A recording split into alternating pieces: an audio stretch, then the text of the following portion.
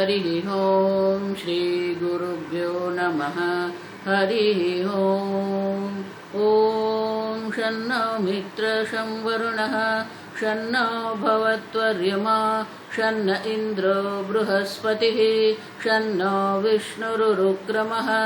नमो ब्रह्मणे नमस्ते वायो त्वमेव प्रत्यक्षं ब्रह्मासि त्वमेव प्रत्यक्षं ब्रह्म वदिष्यामि ऋतं वदिष्यामि सत्यं वदिष्यामि तन्मामवतु तद्वक्तारमवतु अवतु माम् अवतु वक्तारम्।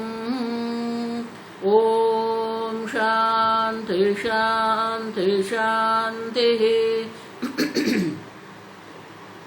ॐ सहना भवतु सहनौ भुनक्तु सह वीर्यं करवावहै तेजस्विनावधीतमस्तु मा विद्विषावहै। ॐ शान्ति शान्ति शान्तिः। सदाशिवसमारम्भां शङ्कराचार्यमध्यमाम् अस्मदाचार्यपर्यन्तां वन्दे गुरुपरम्परां। श्रुतिस्मृतिपुराणानाम् आलयं करुणालयं नमामि भगवत्पादं शङ्करं लोकशङ्करं शङ्करं शङ्कराचार्यं केशवं बादरायणं सूत्रभाष्यकृतौ वन्दे भगवन्तौ पुनः पुनः। ईश्वरो गुरुरात्मेति मूर्तिभेदविभागिने व्योमवद्व्याप्तदेहाय दक्षिणामूर्तये नमः। निधये सर्वविद्यानां विषजे भवरोगिणां गुरवे सर्वलोकानां दक्षिणामूर्तये नमः। ॐ नमः प्रणवार्थाय शुद्धज्ञानैकमूर्तये निर्मलाय प्रशान्ताय दक्षिणामूर्तये नमः।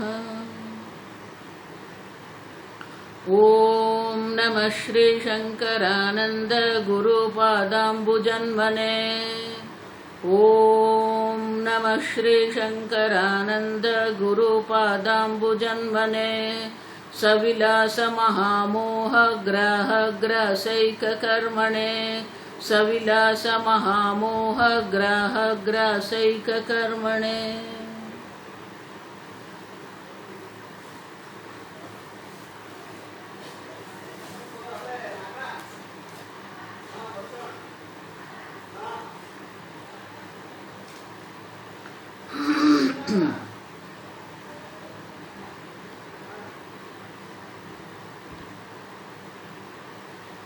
श्लोक नंबर 141। एवमादिषु शास्त्रेषु दोषाः सम्यक् प्रपञ्चिताः विमृशननिशन्तानि कथं दुःखेषु मज्जति क्षुधया पीड्यमानोऽपि न विशंसत्तुमिच्छति मिष्टान्नध्वस्ततृज्जानन् नामूढस्तज्जिगत्सति। एवमादिषु, आज गुरु पूर्णिमा का दिन है। सर्व गुरु को नमस्कार करते हैं। व्यास भगवान के जन्मदिन है आज। वेद व्यास भगवान का जन्म हुआ था, इसलिए ये व्यास पूर्णिमा है। लेकिन व्यास पूर्णिमा को ही हम गुरु पूर्णिमा के रूप में उत्सव करते हैं। ये परंपरा है। देखो, भारतीय तीर्थ मुनि भी यही हमारी परंपरा में ही है। वंदे गुरु परंपरा, तो गुरु की भी वंदना है आज तो, और परंपरा की भी हम वंदना करते हैं। एवमादिषु, तब भारतीय तीर्थ मुनि कहते हैं इस प्रकार से शास्त्र में अनेक स्थान पर, भजगोविंदम में आप देखिए, वहां पर भी शंकराचार्य जी कहते हैं, पहले जो 6 श्लोक है वो वही है। अर्थ की क्या मर्यादा है, भोग की क्या मर्यादा है, संबंध की क्या मर्यादा है। अब यावत वित्तोपार्जन सक्तः तावन निज परिवारो रक्तः, जब तक आपके हाथ में धन है तब तक आपका परिवार आपसे आसक्ति करेंगे। अब देखो ये शंकराचार्य जी लिख रहे हैं, उनका अर्थ ये हुआ कि उस वक्त भी यही था। हम सोच रहे हैं कि ये आधुनिक काल बहुत बिगड़ गया, उस वक्त भी वैसा ही था। आप समझे, यावत वित्तोपार्जन, जब तक आप धनोपार्जन करते हैं आपका परिवार भी आपको पूछते रहेंगे। अब धन की भी मर्यादा है, भोग की भी मर्यादा है, और इसलिए कहते हैं प्रपंचिता मानी विस्तार पूर्वक हमें ये समझाया गया है। विमृशन, इनके ऊपर ही हमें विचार करना है कि द्रव्य की मर्यादा क्या है, धन की मर्यादा क्या है, भोग की मर्यादा क्या है, संबंध की, परिवार की मर्यादा क्या है। आप समझ, सब अपनी अपनी मर्यादा में ठीक है, लेकिन उसी में हम अगर सुख और सुरक्षा देखने लगेंगे तो वही भ्रांति जो है, सुख और सुरक्षा के कारण हम दुखी होते हैं। आप समझो, तो हमारा दुख का कारण ये संसार संबंध नहीं है, हमारा दुख का कारण अर्थ और भोग नहीं है।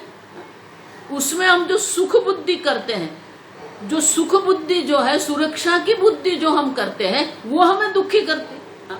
आप समझो, और इसलिए कहते हैं विमृशन, विमृशन मानी उनका आलोचन हम करते रहे। तानि कथम दुखेषु मज्जति मूढ़ा परिमुह्यसी, जो मूढ़ जन है उनको ये सबका त्याग करना चाहिए। अब त्याग माने कि उसमें से सुख बुद्धि हम निकाल दे, सुरक्षा बुद्धि हम निकाल दे। ये जगत में कोई आपको सुखी नहीं कर सकता है, अल्पे सुखम नास्ति। आप उसी प्रकार से ये जगत में सुरक्षा, कौन आपको सुरक्षा दे सकता है। कल हमने देखा सर्वम भयान्वितम भुवि, इस भूमि पर जो भी कुछ है सब भय से अन्वित है। आप देखो, शरीर है या बल है या आपका करनी है हमें कि भय है, माने कि उनमें मर्यादा है। ये किसी में भय की मर्यादा है, किसी में दुख की मर्यादा है। तो ये जो परिचिन्नता है, अल्पता जो उन है, वो अल्पता का हम दर्शन करते रहे। विमृशन अनिशम माने कि हर रोज दैनिक रूप से हम ये मर्यादा का दर्शन करते रहे। पुत्र हो या धन हो या घर हो,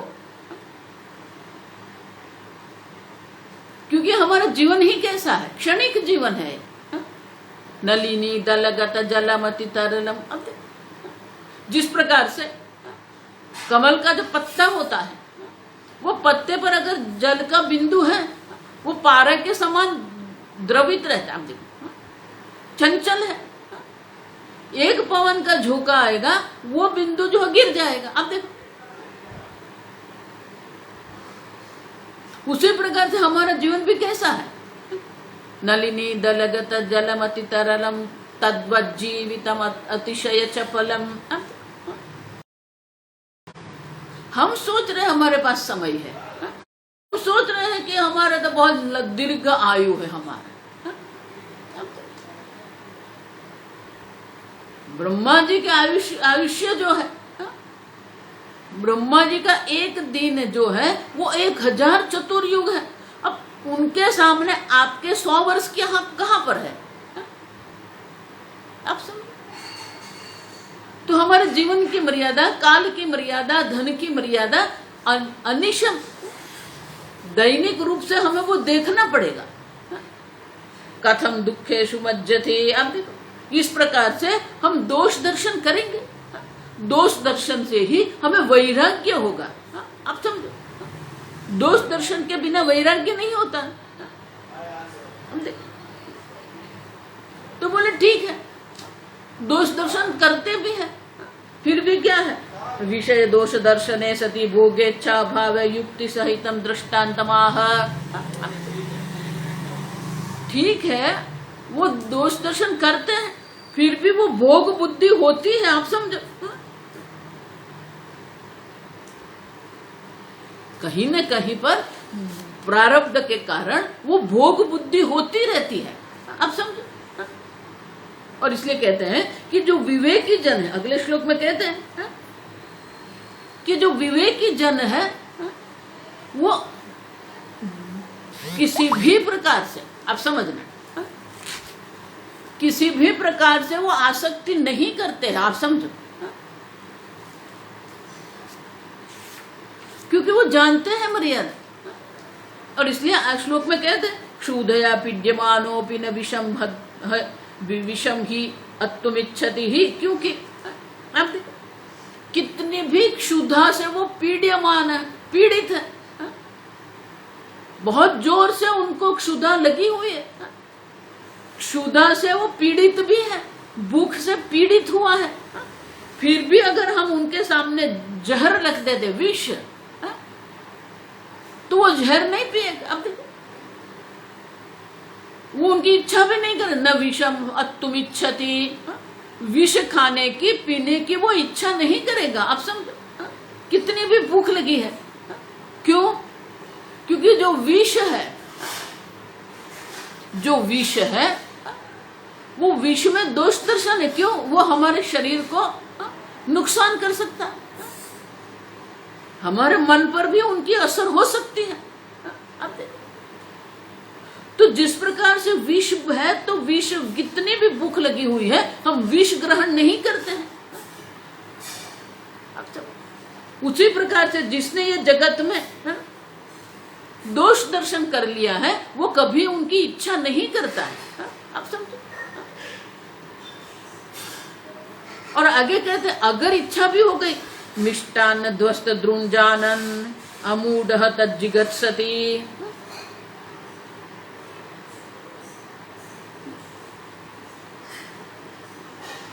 और जो विवेकी है, आप समझो, बहुत ही सुंदर है वाक्य। पहले कहते हैं कि अगर कितनी भी भूख लगी हो, हम विष नहीं ग्रहण करते। आप देखो दूसरा, ये जो है मिष्टान ध्वस्त तृण, तृण माने तृष्णा,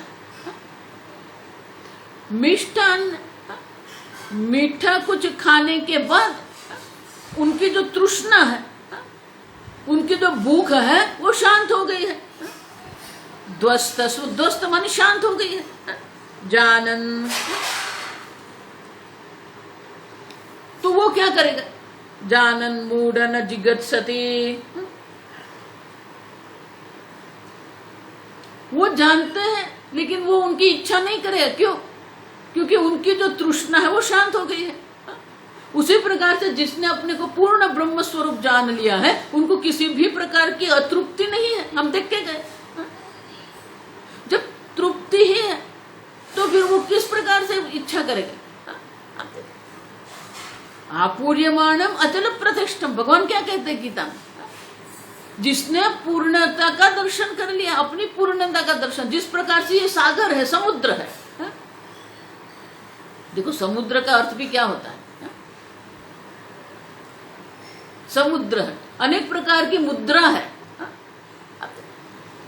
कभी शांत है, कभी तरल है, कभी घोर है, बड़े बड़े तरंग होते हैं।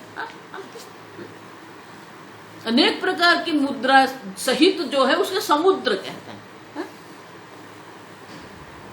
तो समुद्र अपने में ही तृप्त है।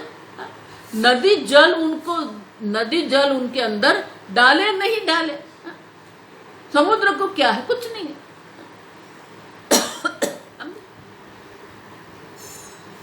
तो जिसने अपनी पूर्णता जान ली है, वो ये छोटे छोटे भोग के लिए क्या अपने आप को दुखी करेंगे? अब तुम दुखम का, अब देखो मज्जती, वो दुख में क्यों पड़े? वो इस प्रकार के दुख रूप जो है उनके अंदर वो अपने दिमाग को क्यों चलाएगा? अपने विचार उनकी ओर क्यों ले जाएंगे? अब देखो दोष दर्शन है ना, तो इसलिए कहते हैं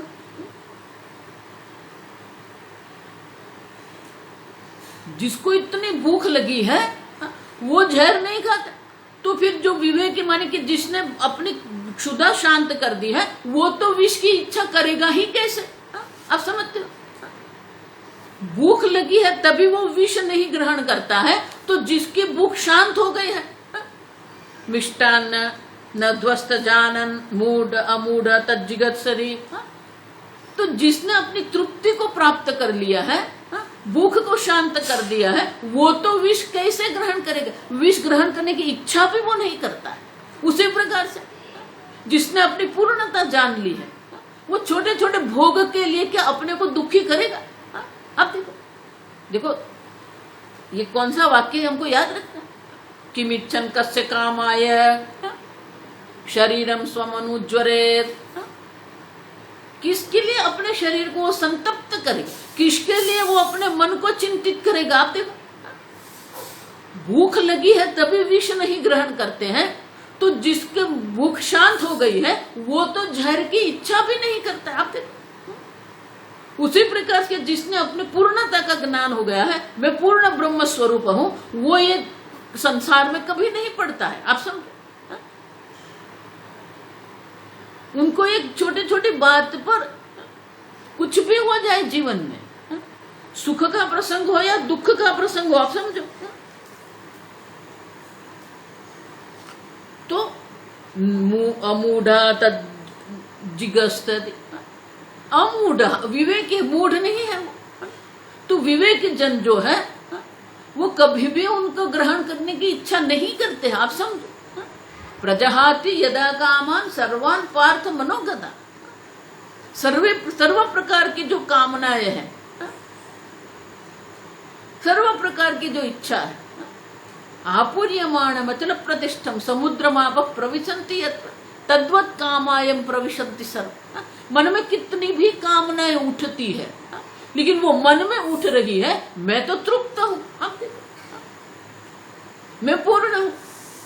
और इसलिए कहते हैं कि जिसको भूख लगी वो विष नहीं ग्रहण करता है। तो जिसकी भूख शांत हो गई है वो तो किस प्रकार से विष खाने की इच्छा करेगा? उसी प्रकार से संसारी लोग जो है वो दोष देखते हुए भी छोटे छोटे भोग में अपने को चिंतित करते रहते हैं।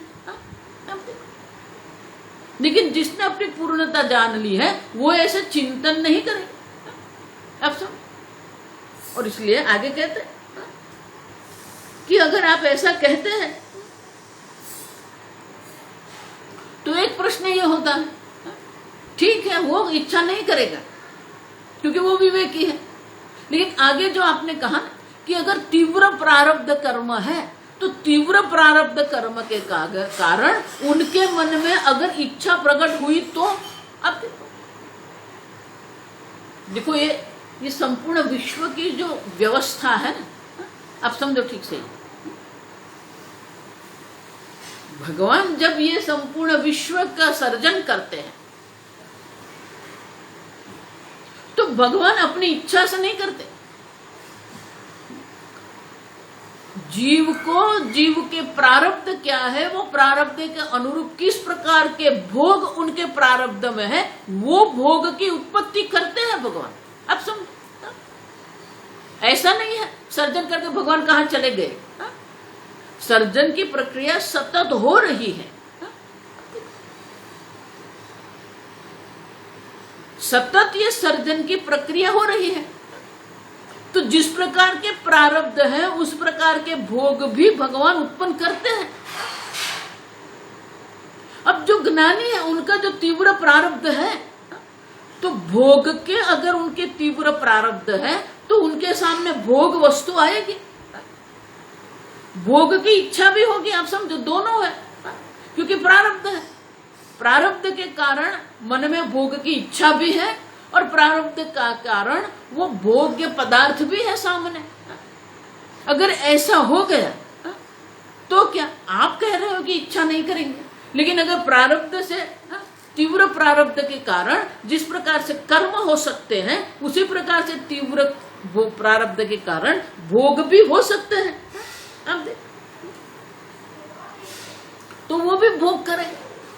अब समझो, तो उनके लिए आगे का श्लोक है, प्रारब्ध कर्म प्राबल्यात्, प्रारब्ध कर्म प्राबल्यात् भोगेष्विच्छा भवेद्यदि, भोगेष्विच्छा भवेद्यदि क्लिशयन्नेव तदाप्येषः, क्लिशयन्नेव तदाप्येषः भुङ्क्ते विष्टि गृहीतवत्, भुङ्क्ते विष्टि गृहीतवत्।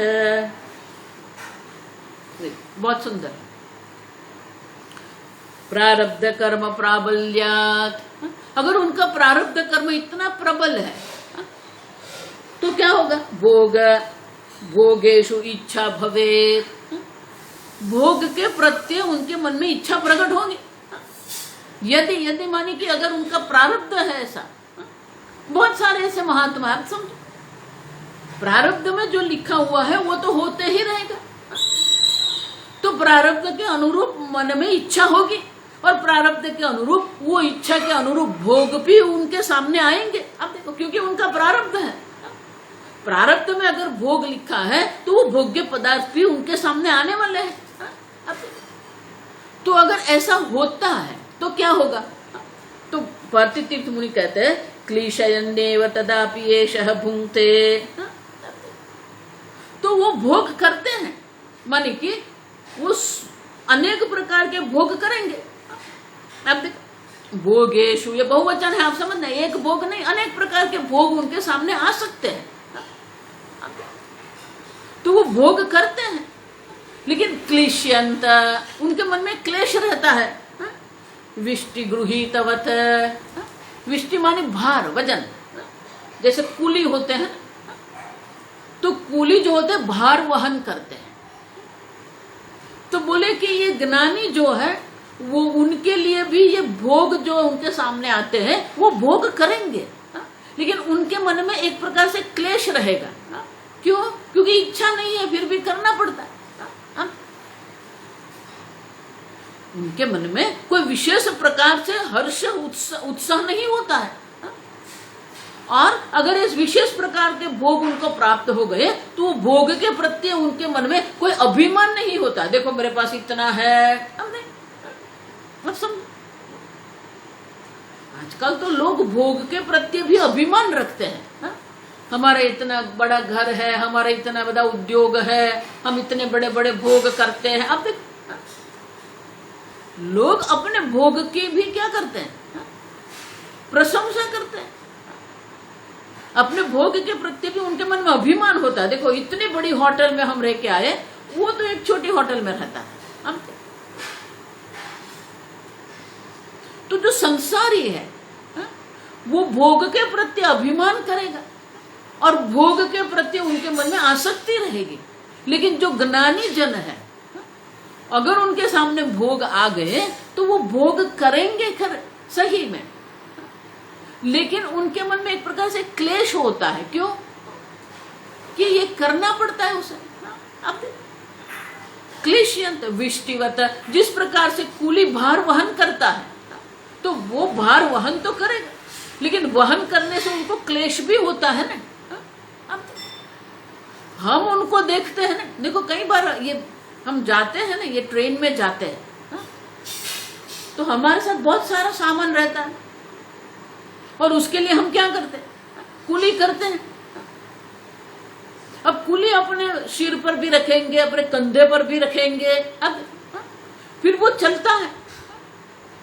कई बार मुझे सोचा था कि हम ऐसे ही चलते थक जाते हैं और इतना भार वो वहन कर रहा है। भार वहन ही नहीं करता, सीढ़ियां चढ़नी होती है तो वो सीढ़ियां चढ़ भी जाते हैं। अब तो क्या ये कर्म जो कर रहे हैं उनमें उनको क्लेश नहीं होगा? होगा क्लेश, आप समझो, लेकिन धन के लिए, परिवार के लिए वो करते हैं। तो भार वहन वो करेंगे, लेकिन मन में तो क्लेश रहेगा, शरीर में भी क्लेश रहेगा। उसी प्रकार से विष्टि गृहीतवत्, उसी प्रकार से ये जो ज्ञानी जन है उनके सामने जब भोग आते हैं तो वो भोग करते हैं, लेकिन उनके मन में एक प्रकार से क्लेश रहता है। क्यों? क्योंकि ये प्रारब्ध से आए हुए हैं, तो उनके मन में ये क्लेश रहता है कि ये मेरा प्रारब्ध कब समाप्त होगा, हाँ? ये सब करना पड़ता है, हाँ? तो मन में एक प्रकार से क्लेश रहता है। आप तो हाँ? मन की वो प्रारब्ध के कारण मैं कर रहा हूं, लेकिन अपनी इच्छा से नहीं। देखो इसलिए आगे मैं कह के गई, स्वेच्छा से उनके मन में कुछ नहीं होता है, या तो ईश्वर इच्छा से होता है, मानी प्रारब्ध के अनुरूप होता है, अन्य की इच्छा से होता है। स्वामी जी भी हमको कई बार कहते थे, आश्रम में जब स्वामी जी गुरुकुलम में पढ़ाते थे, जब प्रस्थानांतरी का अध्ययन चलता था, तो स्वामी जी हमें कहते थे कि शास्त्र अध्ययन कराना वो आनंद है, लेकिन शास्त्र अध्ययन कराने के लिए एक व्यवस्था जो बनानी पड़ती है, जो आश्रम बनाना पड़ता है और आश्रम का जो संचालन करना पड़ता है, उनके लिए क्लेश होता है। आप समझ, क्योंकि स्वामी तो बिल्कुल मुफ्त में करवाते, कोई किसी भी प्रकार से किसी के पास भी किसी भी प्रकार की फी लेते नहीं थे स्वामी जी, और ऊपर से पुस्तक भी फ्री में देते थे। तो ये उतना धन, हम लोग 70 लोग थे, आप समझो, हर एक को अलग कमरा दिया था, तो हर एक को अलग कमरा है, तो उनके लिए पानी, उनकी बिजली, आप देखो उनका भोजन। हम घर में 5 लोग को खाना पीना है, हमारे 5 लोगों का घर उनको संभालना है, उसे हमें इतना क्लेश होता है। तो स्वामी जी प्रस्थानांतरी का अध्ययन कराते थे, अध्ययन कराने में आनंद होता है, अब लेकिन साथ में ये आश्रम जो है, इंफ्रास्ट्रक्चर जिसको कहते हैं, एक व्यवस्था रखनी पड़ती है, तो व्यवस्था करने में भी क्लेश है। स्वामी जी कहते थे इतना सरल नहीं है आश्रम चलाना। अब तो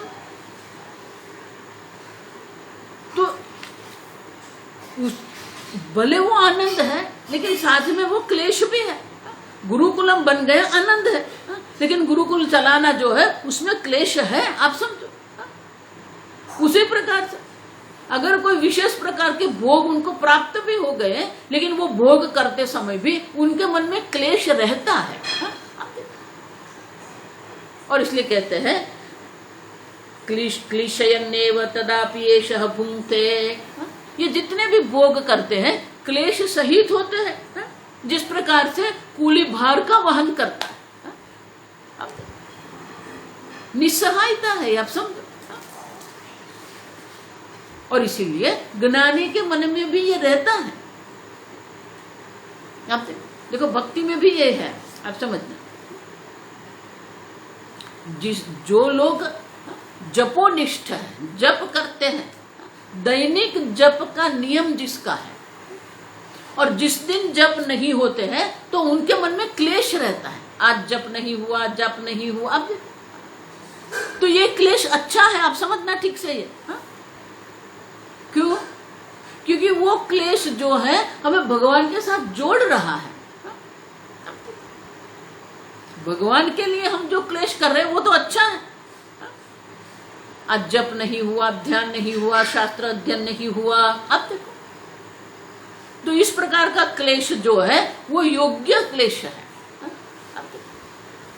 तो यहां भी होता है क्लेशयन्नेव, क्लेश करता हुआ वो भोग करेगा, क्योंकि उनको ये कुछ करने में कोई रुचि नहीं है। होता है तो भी ठीक है, नहीं होता है भी ठीक है, लेकिन मन में क्लेश रहता है।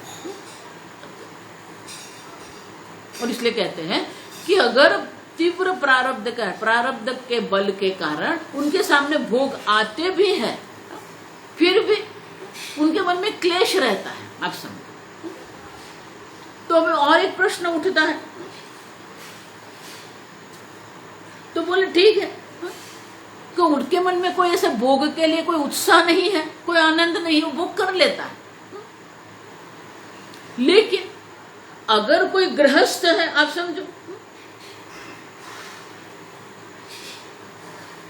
देखो ये भारतीय संस्कृति की, वैदिक संस्कृति की विशेषता है।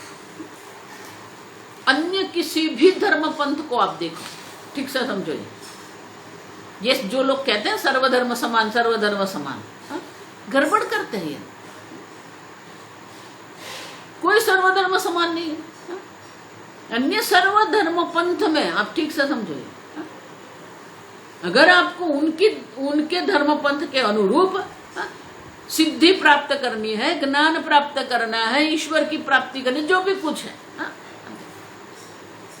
तो अगर उनको एक आध्यात्मिक जीवन जीना है तो उनको सबका त्याग करके साधु जीवन स्वीकार करना पड़ता है। मानी कि वो गृहस्थ बन के नहीं कर सकते हैं। इसलिए देखो, एक बौद्ध संप्रदाय ऐसा है, जो संप्रदाय में मानने वाले होते हैं ना, तो वो जो साधु, जो मठ में साधु रहते, बौद्ध मठ में जो साधु रहते हैं ना, तो वो लोग जब वहां जाते हैं और वहां का जो एक दिनचर्या है, एक व्यवस्था है, उनकी जो जीवन शैली है, तो ये लोगों के मन में भी होता है कि इस प्रकार की जीवन शैली हम भी जी सके कि नहीं। तो वो बौद्ध मठ में ऐसी एक व्यवस्था है कि आप 3 महीने के लिए, 6 महीने के लिए साधु बन सकते हैं। ये उनकी व्यवस्था है, उसमें निंदा स्तुति करने की कोई आवश्यकता नहीं। अच्छा, माने कि वो 6 महीने तक साधु बन के, बौद्ध साधु बन के रह सकता है। अब वहां वो रहता है, जीवन शैली अपनाता है। अब उस वक्त अगर उनकी पत्नी भी जाती हो तो वो ऐसा बोले, ऐसा व्यवहार करेगा जैसे उनको पहचानता ही नहीं है। तो वो जीवन शैली अपनाता है, लेकिन 6 महीने के बाद वापस गृहस्थ बन जाता है।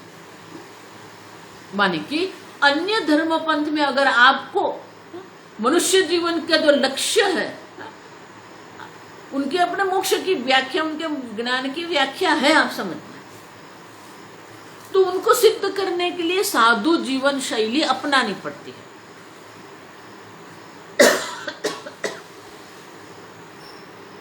अब लेकिन हमारे वैदिक संस्कृति आप देखिए, स्वामी जी हमेशा कहते हैं, our all rishis are happily married.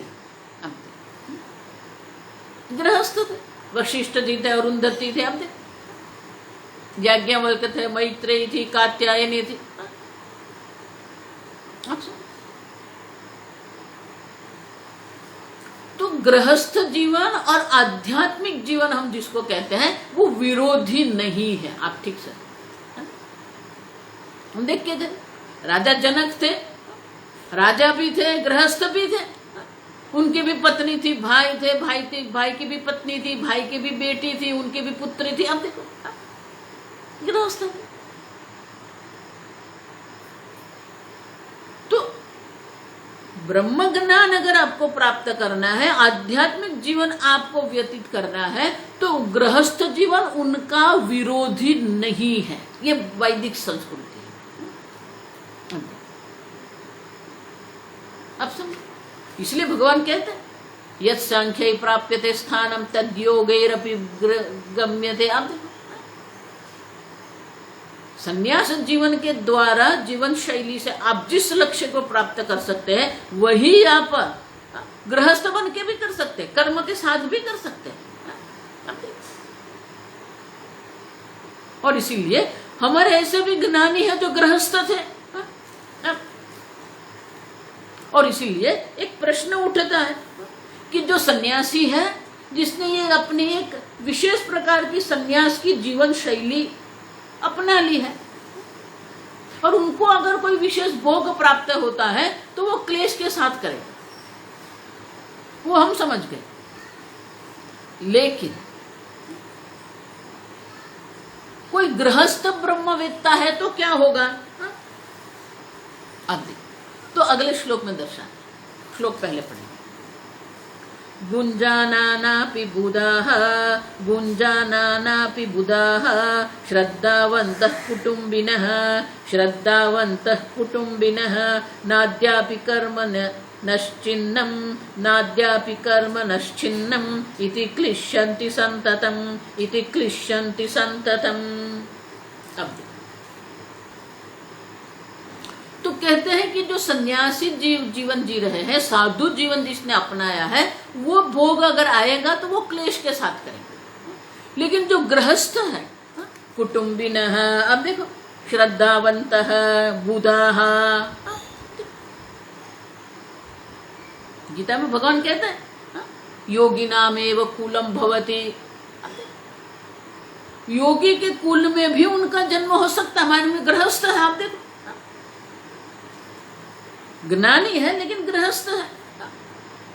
उसी प्रकार से यहाँ कहते हैं कि अगर कोई ऐसा है भुंजानानापि, तो ये जो श्रद्धावान कुटुंबी गृहस्थ ज्ञानी जन जो है, तो वो ब्रह्मवेत्ता तो है। तो भुंजानानापि, वो भोग भी करते हैं। उनके सामने जितने प्रकार के भोग उपलब्ध होते हैं, सब भोग वो करते हैं। भोग करते हुए, भुंजानाना माने कि भोग करते हुए भी क्या होता है, नाद्यापि कर्म नश्चिन्नमिति, अद्यपि न कर्म नश्चिन्नम। अब तक हमारे प्रारब्ध कर्म नष्ट नहीं हुआ है, और इसलिए ये सब सांसारिक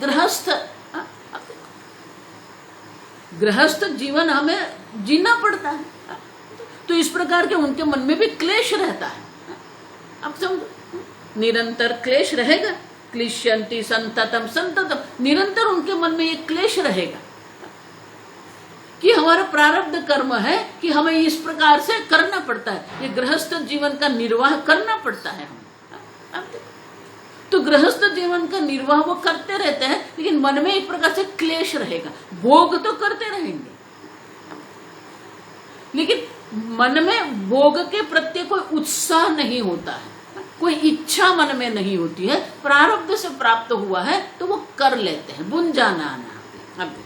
और इसलिए कहते हैं कि अद्यपि मानी आज तक, अभी तक, कर्म न छिन्नम। अब देखो, अभी तक ये कर्म जो है, अभी तक कर्म हमारे समाप्त नहीं हुए हैं, और इसीलिए ये निरंतर क्लेश उनके मन में रहता है। अब भोग वो करेंगे, लेकिन उनके मन में क्लेश रहेगा। तो और एक प्रश्न उठता है कि ब्रह्मवेत्ता के मन में भी क्लेश रहेगा, और जो गृहस्थ ब्रह्मवेत्ता है उनके मन में भी क्लेश रहेगा। तो अगर आप कहते हो कि क्लेश उनके मन में है, तो फिर जो संसारी के जीवन में जो क्लेश रहता है और ज्ञानी के जीवन में क्लेश रहेगा, तो दोनों ही दुखी तो होते हैं। तो दोनों में जो है वो भिन्नता क्या, भेद क्या है फिर दोनों में? अब देखो, क्लेश तो दोनों में है। जो ब्रह्मज्ञानी वो भी क्लेश कर रहा है, और जो संसारी वो भी क्लेश कर रहा है। तो बोले कि दोनों को क्लेश हो रहा है, तो फिर संसारी और ब्रह्मवेत्ता के में भेद क्या रहेगा, क्या भिन्नता रहेगी? तो इसे आगे श्लोक में नायं क्लेशोत्र संसार तापः किंतु विरक्तता, नायं क्लेशोत्र संसार तापः किंतु विरक्तता, भ्रांति ज्ञान निदानो हि तापः सांसारिक स्मृतः, तापः सांसारिक स्मृतः।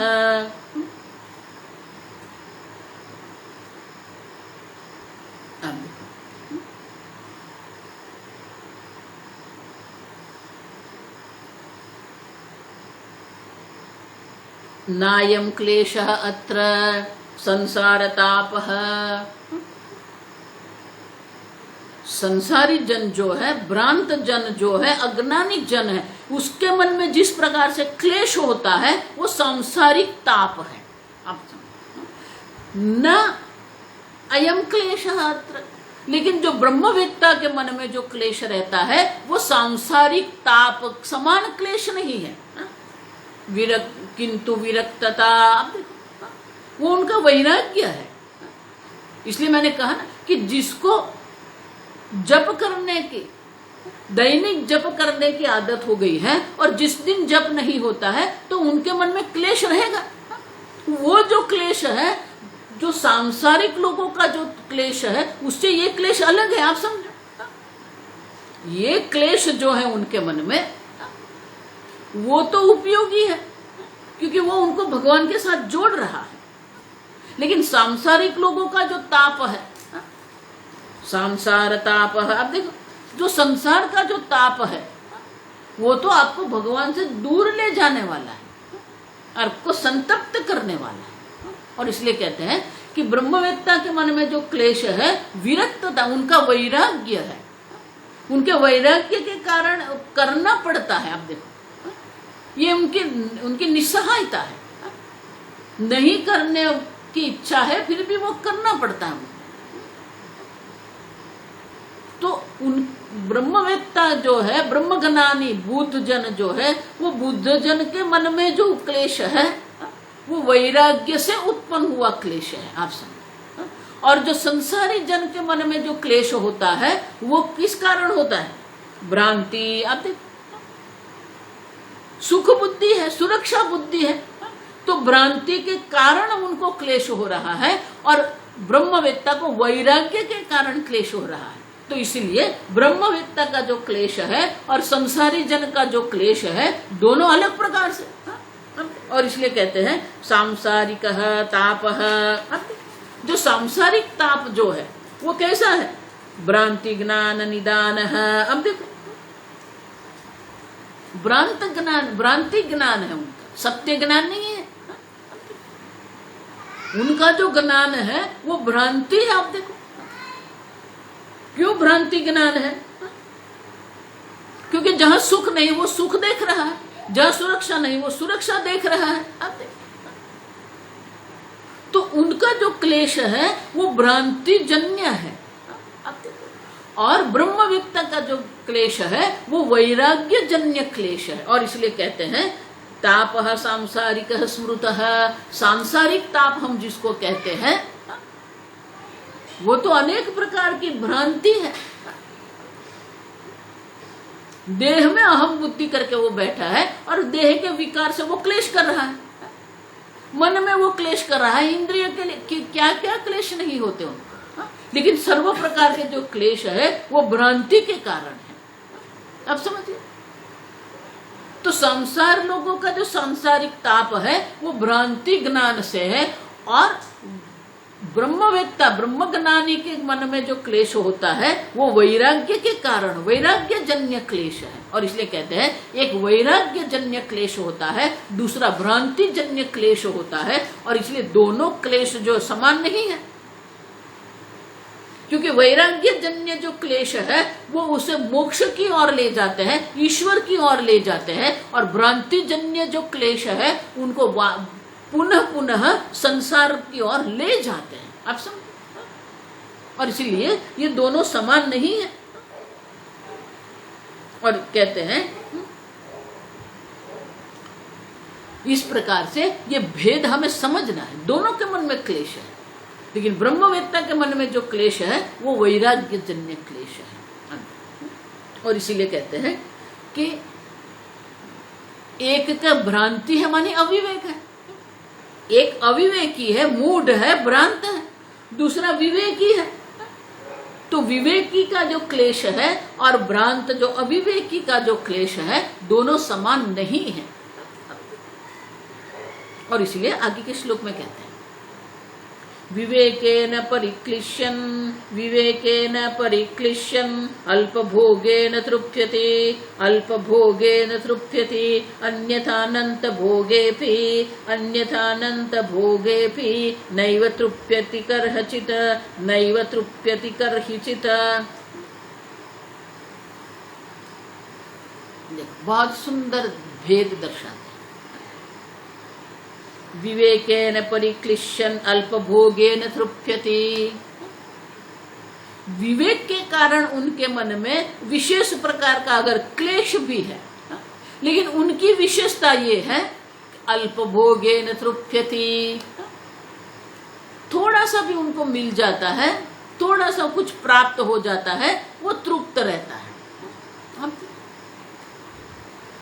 विशेष प्रकार के भोग से ही मुझे तृप्ति मिलेगी ऐसा नहीं है। बहुत अल्प भोग में ही वो तृप्त हो जाते हैं, क्योंकि वो जानते हैं कि वो सुख का स्रोत नहीं है। लेकिन जो संसारी है वो तो बाहर सुख ढूंढ रहा है, और इसलिए उनके लिए क्या होगा, अन्यथा। अन्यथा माने जो अन्य है, जो संसारी है। अनंत भोगे भी नैव तृप्यति कर्हिचित। जो संसारी है, जो भ्रांत है, उनको अनंत भोग प्राप्त होते हुए भी उनको कभी तृप्ति नहीं होती। आप देखो, कितना भी भोग आप प्राप्त करो, कितना भी आप धन प्राप्त कर लो, उनके मन में तृप्ति नहीं होती है। लेकिन जो विवेकी जन है, थोड़ा भी मिल जाता है वो प्रसन्न रहते हैं। और ये संसारी अनंत भोग प्राप्त होता है, फिर भी तृप्ति नहीं है। जाही भी दी रखे राम, ताही भी दी रही। जो मिल गया वो ठीक है। आज खीर मिल गई, पोहा मिल गया, बहुत आनंद है। दूसरे दिन कुछ भी नहीं मिला, वो भी ठीक है। लेकिन संसारी के पास तो अनंत भोग होते हैं। धन है, पुत्र है, संबंध है, भोग है, सब है। फिर भी उनके मन में क्या है, नैव तृप्यति कर्हिचित। अब देखो, कभी भी उनको किसी भी प्रकार से संतोष, तृप्ति नहीं है। हमेशा वो अतृप्त ही रहता है। हम आगे देख के गए, बाकी उनके लिए कुछ ना कुछ बाकी रह जाता है। ज्ञान की दृष्टि से, भोग की दृष्टि से, संबंध की दृष्टि से, धन की दृष्टि से कुछ न कुछ उनके लिए बाकी रह जाता है। और इसीलिए हमेशा वो अतृप्त रहता है। नहीं वो तृप्त कर्हिचित, कभी भी उसको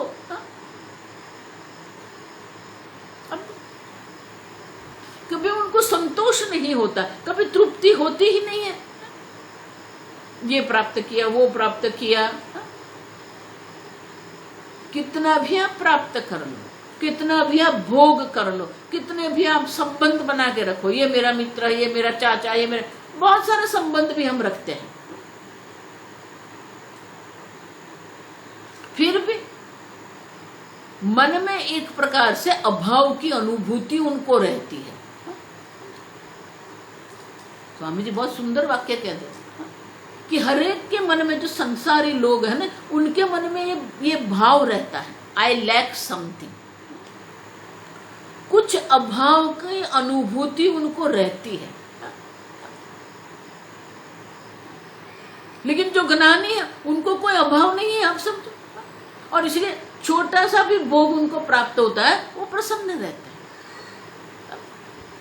और इसलिए कहते हैं कि दोनों प्रकार से क्लेश है, लेकिन एक भ्रांति जन्य क्लेश है जिसके कारण उसको कभी तृप्ति होती ही नहीं है। और ये विवेक जन्य क्लेश है, इसलिए छोटा सा भी भोग अगर उनको मिल जाए तो छोटे से भोग में भी उनको आनंद रहता है, प्रसन्न रहते हैं। और वो भोग इतने अनंत भोग है, भी अनंत भोग उनके पास है, फिर भी मन में कोई शांति नहीं है, मन में कोई प्रसन्नता नहीं है, मन में कोई संतोष नहीं है। और इसलिए कहते हैं कि विवेक जन्य जो क्लेश है वो अलग प्रकार से, और जो भ्रांति जन्य क्लेश है वो कभी तृप्ति लेने ही नहीं देता, कभी संतोष देता ही नहीं है,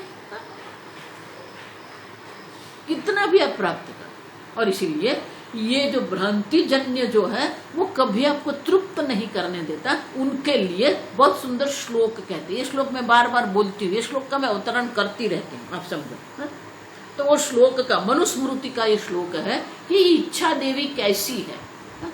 अब देखो, काम जिसको हम कहते हैं, इच्छा जिसको कहते हैं, तो कहते हैं कि संसारी जन जितनी भी इच्छा की पूर्ति करे कभी वो तृप्त नहीं होती। अब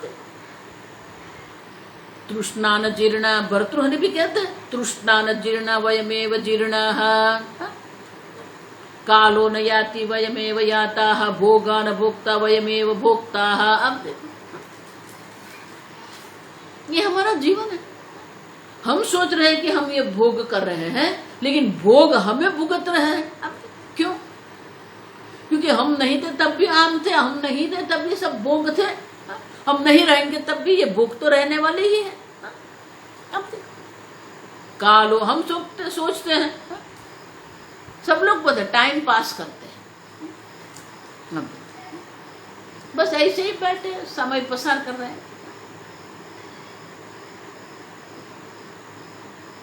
बर्तुलो जी कहते हैं आप सोचते हो कि आप टाइम को समय को ऐसे करते हैं, ऐसा नहीं।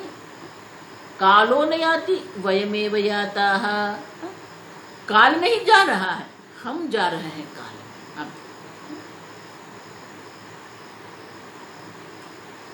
तृष्णा न जीर्णा वयमेव जीर्णा, ये तृष्णा देवी जो है ना वो जीर्ण शीर्ण नहीं होती है, वो तृष्णा देवी को तृप्ति कराते कराते हम जीर्ण शीर्ण हो गए। पहले बहुत कुछ खा लेते थे, पूरा मिठाई का पैकेट खा जाते थे, 10 भज्जी भी खा लेते थे, अब 1-2 खाते हैं तभी तकलीफ हो जाती है।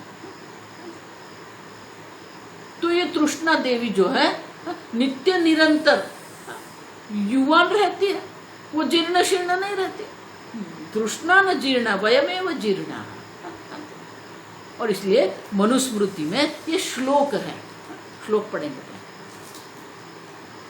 न जातु काम कामानां, न जातु काम कामानां, उपभोगेन शाम्यति, उपभोगेन शाम्यति, हविषा कृष्णवत्मैव, हविषा कृष्णवत्मैव, भूय एव अभिवर्धते, भूय एव अभिवर्धते। न जातु काम कामानां, अब देखो उपभोगेन शाम्यति, कामः कामानां, अब देखो उपभोग, कितनी भी इच्छा का उपभोग करो, कामानां उपभोगेन माने कि कितने भी विषय का उपभोग आप करते रहो, कितने भी विषय का उपभोग आप करते रहेंगे, कामः न शाम्यति, वो काम का अंत, इच्छा का अंत आता ही नहीं है, इच्छा शांत होती ही नहीं है। अब देखो ये सब हमारे सबका अनुभव है, ये सब हमारे अनुभव की बात है।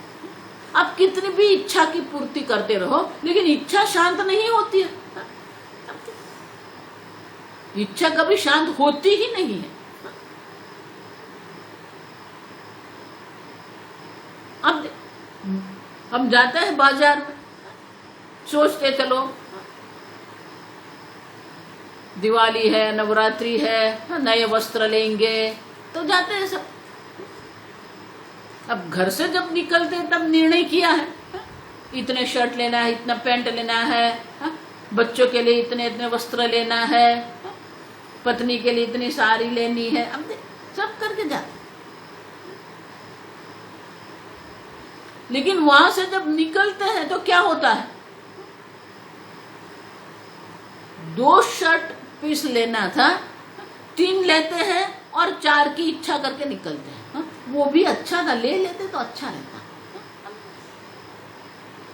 तो इच्छा की पूर्ति से इच्छा शांत नहीं होती है, उससे बिल्कुल विरुद्ध होता है। क्या होता है, हविषा कृष्णवत्मैव वर्धते। हविषा कृष्णवर्त्म, देखिए संस्कृत भाषा कितनी सुंदर है। अग्नि का एक नाम है कृष्ण वर्त्म, वर्त्म वर्त्म माने मार्ग, कृष्ण माने काला। अग्नि ये है जिसका मार्ग जो है वो काला है, श्याम है। अग्नि जहां से भी जाएगा वो काला करता जाएगा, और उसके लिए उसका नाम पड़ गया कृष्ण वर्त्म।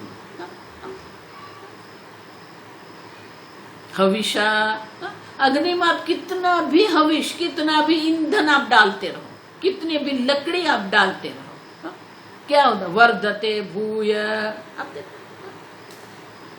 को शांत नहीं होता है। भूय अभिवर्धते, और भी वो प्रज्वलित होता है। जितनी हम लकड़ी उसमें डालेंगे, जितना भी ईंधन हम उसके अंदर डालते रहेंगे, तो शांत नहीं होता है, वो और प्रज्वलित होता है। उसी प्रकार से ये इच्छा देवी जो है वो भी क्या है, वही है। जितनी इच्छा की आप पूर्ति करते रहेंगे उतनी नई नई इच्छा बनती रहेगी, इच्छा शांत नहीं होती। कृष्ण वर्तमान एव माने इस प्रकार, जिस प्रकार से अग्नि भविष्य से शांत नहीं होता है और प्रज्वलित होता है, उसी प्रकार से आप जितने भी कामनाओं की पूर्ति करती रहेंगे वो कामना अभिवर्धत है, बढ़ती जाती है, उनकी वृद्धि होती ही रहती है, शांत होते ही नहीं। और इसलिए कहते हैं कि जो संसारिक लोग हैं, जो भ्रांति जन्य लोग हैं, उनकी ये हालत है। क्या हालत है?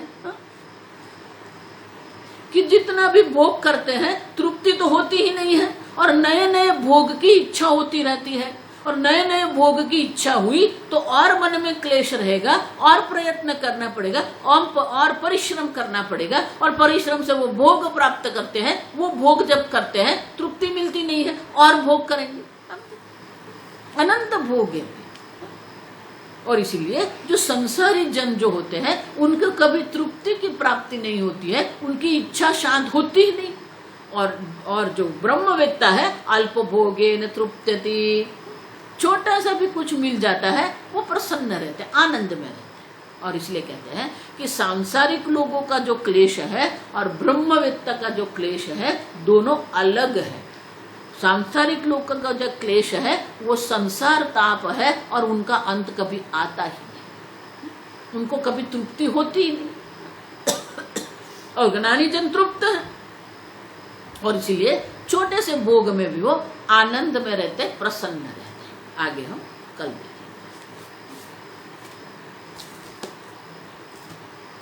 ओम स्वस्ति प्रजाभ्यः परिपालयन्ताम् न्यायेन मार्गेण महीं महिषाः गोब्राह्मणेभ्यः शुभमस्तु नित्यं लोकाः समस्ताः सुखिनो भवन्तु काले वर्षतु पर्जन्यः पृथिवी सस्यशालिनी देशोऽयं क्षोभरहितः ब्राह्मणाः सन्तु निर्भयाः। ओम सर्वेषां स्वस्तिर्भवतु, सर्वेषां शान्तिर्भवतु, सर्वेषां पूर्णं भवतु, सर्वेषां मङ्गलं भवतु, सर्वे भवन्तु सुखिनः, सर्वे सन्तु निरामयाः, सर्वे भद्राणि पश्यन्तु, मा कश्चित् दुःखभाग् भवेत्। असतो मा सद्गमय, तमसो मा ज्योतिर्गमय, मृत्योर्मा अमृतंगमय। ओम पूर्णमदः पूर्णमिदं पूर्णात् पूर्णमुदच्यते पूर्णस्य पूर्णमादाय पूर्णमेवावशिष्यते। ओम शांति शांति शांति। हरिः ओम। श्री गुरुभ्यो नमः। हरिः ओम।